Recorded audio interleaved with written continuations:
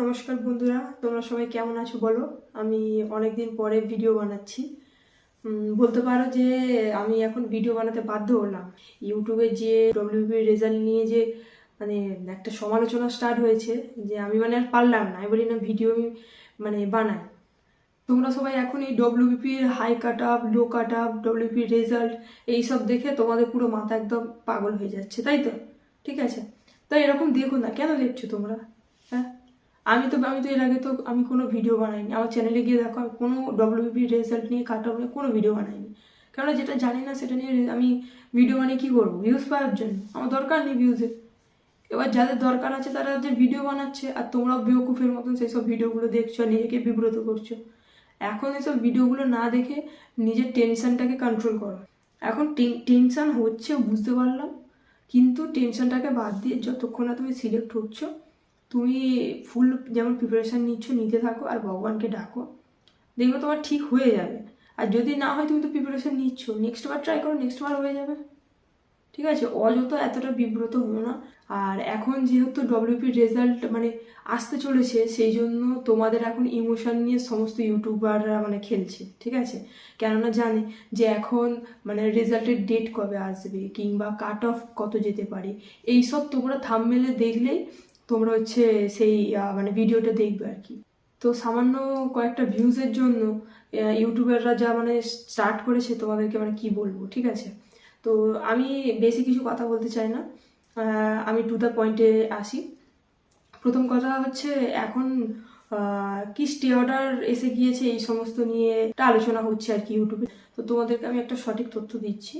ওরকম কোনো এখনো আদেশ আসেনি যে স্টে অর্ডার এসেছে তোমাদের ভোটের পরে রেজাল্ট আউট হবে। ঠিক আছে, তো দেখো, স্টে অর্ডার এখনো তো তোমাদের ভোটের ডেটই তো ডিক্লেয়ার হয়নি।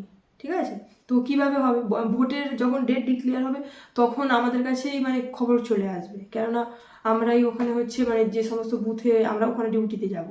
তো বন্ধুরা, আমাদের কাছেই এখনো ভোটের কোনো ডেট আসেনি। ঠিক আছে, আর এখন স্টে অর্ডার কিভাবে আসতে পারে? হ্যাঁ, স্টে অর্ডার তোমার ভোটের ডেট এসে গিয়েছে, সেই জন্য সেই যেটা কেসটা চলছে আর কি, সেইটাকে স্টে করার জন্য স্টে অর্ডারটা দেওয়া হয়। হ্যাঁ, আর যখন ভোটের ডেটটা পাবলিশ হবে তখন সর্বপ্রথম তো আমাদের কাছে খবর আসবে। ঠিক আছে, কেননা আমাদেরকে 1 মাস আগে থেকে আমাদের ওখানে পোস্টেড হতে হয় যে কোথায় ভোট হবে না হবে, ওখানে আমাদেরকে ডিউটি যেতে হবে। ঠিক আছে, তো এরকম কোনো কিছু হয়নি।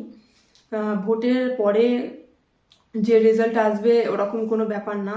ঠিক আছে, কিন্তু জানো তো যে 0.1% কোনো কিছুতে কেউ রিস্ক নিতে পারে না। তো আমি 0.1% বাদ রাখলাম, বাট 99.9% কি এই কিছুদিনের মধ্যেই তোমাদের রেজাল্ট আউট হবে। ঠিক আছে, আর তোমাদের কাট অফ নিয়ে দেখো, কাট অফ নিয়ে সবাই অনেকে অনেক সমালোচনা করছে। তোমাদের একটা কথা বলি যে যে অনুযায়ী মাঠে ছেলেদের ডেকেছে বা মেয়েদের ডেকেছে, ফিজিক্যাল পাস করে ধরো ইন্টারভিউতে যে গিয়েছিল মেয়েরা, খুব বেশি হলে মেয়েদের সিট 1.5 গুণের মধ্যে মেয়েদের সিটে ফাইট হবে। ঠিক আছে, আর ছেলেদের মোটামুটি বলতে পারো 2 থেকে 2.5 গুণ ওর মধ্যে ছেলেদের সিট নিয়ে ফাইট হবে। তার মধ্যে তো কিছু এসএসসি জিডিতে আবার জয়েনিংও করবে। আর আরেকটা দেখো, তোমরা অনেকটা বিব্রত হচ্ছ এই ভিডিওগুলো দেখে। যে ভিডিওতে তোমাদের লো কাট আপ বলছে তখন তোমাদের খুব ভালো লাগছে, আর যে ভিডিওতে একটু হাই কাট আপ বলে দিচ্ছে তখন তোমাদের সবার রাতের ঘুম চলে যাচ্ছে। ঠিক আছে, এতটাই টেনশন করছো। তো এতটা বেকার টেনশন করে কি হবে? কি পিআরবি বোর্ড এসে কি কাউকে বলে দিয়েছে? সবাই তো একটা জাস্ট আন্দাজ করছে না। তো আন্দাজ থেকে এতটা টেনশন করার কিছু নেই। যেটা পরীক্ষা দিয়েছো, যেটা হওয়ার সেটা হয়ে যাবে। আর এখন তুমি ইউটিউব খুললে এই সমস্ত কিছু, এই শুধু রেজাল্ট কাট আপ এইসবের ভিডিও তুমি দেখতে পাবে। তো এইসব দিকে লক্ষ্য দিও না। তোমার যেটুকুনি বেস্ট দেওয়ার তুমি দিয়ে দিয়েছো, এবার যা হবে সেটা ভগবানের হাতে। ঠিক আছে, এখন কিছু করার নেই, এখন শুধু পড়াশোনা করো আর ভগবানকে ডাকো যেন তোমার হয়ে যায় এইবারে। ঠিক আছে, তো পড়াশোনাটাকে স্কিপ করো না। এখন বুঝতে পারছি যে তোমাদের মনের অবস্থাটা ভালো নয়, সব সময়ের জন্য টেনশন হচ্ছে। ঠিক আছে, পড়া তো বইয়ের দিকে তোমাদের মনই যাচ্ছে না তোমরা যে পড়ছো, কিন্তু এরকম করলে হবে না। তো সিলেক্ট না হওয়ার আগে পর্যন্ত নিজেদের প্রিপারেশন থামিও না। ঠিক আছে, মন না বসলেও তুমি এটা ভাবো যে যতক্ষণ না আমার মানে লিস্টে নাম আসছে আমি প্রিপারেশন জারি করে রাখবো, আর বেকারে কোনো ভিডিও দেখতে থাকবো না ইউটিউবে।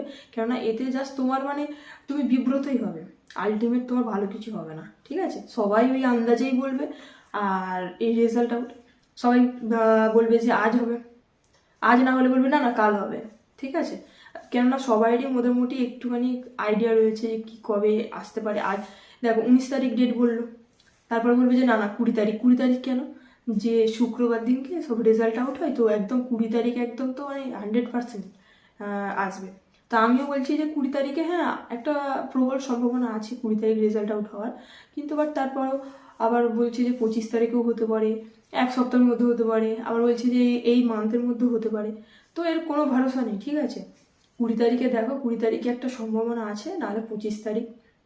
কেউ অ্যাকুরেট কিছু বলতে পারবে না। তো তোমরা ওয়েবসাইটে ফলো রাখো, বেশি ইউটিউবের ভিডিও তোমরা দেখতে যাও না, ঠিক আছে? আর মানে কেউ এখানে যারা ভিডিও বানাচ্ছে কেউ পিআরবি বোর্ড নয়, যে যার সোর্স লাগিয়ে সব তোমাদের কাছে নিউজগুলো দিচ্ছে, তো একদম বিব্রত হলো না। আর যে সমস্ত ইউটিউবাররা এরকম মানে করছে আর কি, আমি তাদের কাছে মানে রিকোয়েস্ট জানাই যে এইরকমভাবে ছেলেদের ইমোশন নিয়ে খেলো না, ঠিক আছে? তা মানে তোমরাও তো মানে ভয় পাচ্ছ না, আর তোমাদের ভয় পাওয়ার সুযোগটাই তারা নিচ্ছে নিজেদের কিছু ভিউজ পাওয়ার জন্য। তো আমি বেশি বক করে ভিডিওটা আমি বাড়াবো না, ভিডিওটা আমি এখানেই শেষ করছি। যদি কোনো মানে আপডেট আসে তো আমি আপডেট দিয়ে দেবো ফোনে। তো ভিডিওটা যদি ভালো লেগে থাকে, একটু যদি মানে মোটিভেশন পেয়ে থাকো, তো আমার পাশে দেখো। টাটা। জয় হিন্দ, জয় ভারত।